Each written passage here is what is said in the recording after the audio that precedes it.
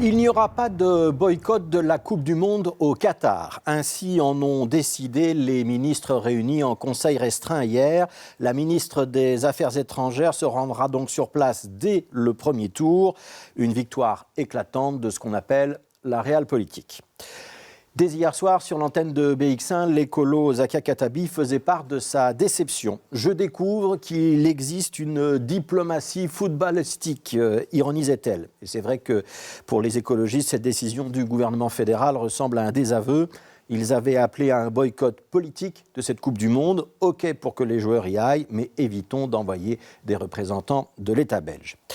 Parce que c'est vrai que cette Coupe du Monde au Qatar n'est pas n'importe quelle Coupe du Monde. D'abord parce qu'elle ressemble à une hérésie environnementale, construire des stades dans lesquels on va pulser de l'air froid pour que les joueurs ne suffoquent pas en termes de sobriété énergétique, on repassera.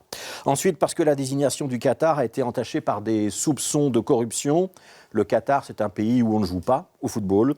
Obtenir la Coupe du Monde était pour lui surtout une question de finances et de prestige diplomatique.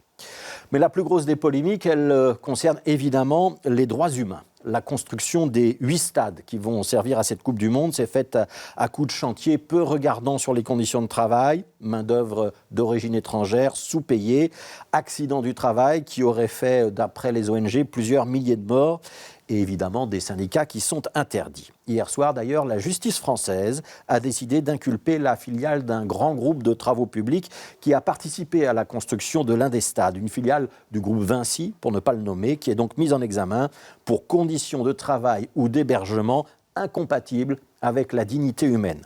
Il serait quand même fort étonnant que les entreprises belges qui ont participé au même chantier aient les mains beaucoup moins sales.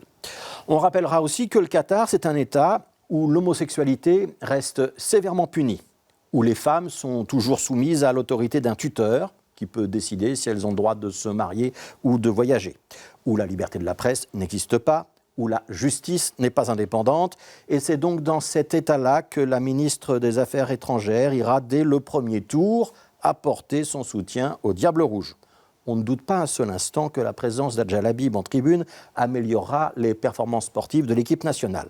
Et on ne doute pas non plus un seul instant que les Qataris écouteront avec beaucoup d'attention le message fort et clair que la ministre est censée leur porter dans le domaine des droits humains. Parce que oui, Adjal Habib a annoncé qu'elle a bien l'intention de demander aux Qataris d'aller plus loin dans les réformes. Selon la ministre des Affaires étrangères, d'ailleurs, ne pas aller au Qatar reviendrait à s'isoler sur la scène internationale parce que tous les autres pays qualifiés, y compris nos voisins européens, enverront des représentants de haut niveau. Bon, vous avez sûrement compris qu'on ne peut pas demander au Qatar de nous fournir d'un côté du gaz, et pas trop cher s'il vous plaît, et d'être en même temps très regardant sur les droits humains de l'autre côté. Le temps où un ministre des Affaires étrangères appelait à ne pas aller skier en Autriche pour cause de gouvernement infréquentable, ce temps-là, il appartient au passé.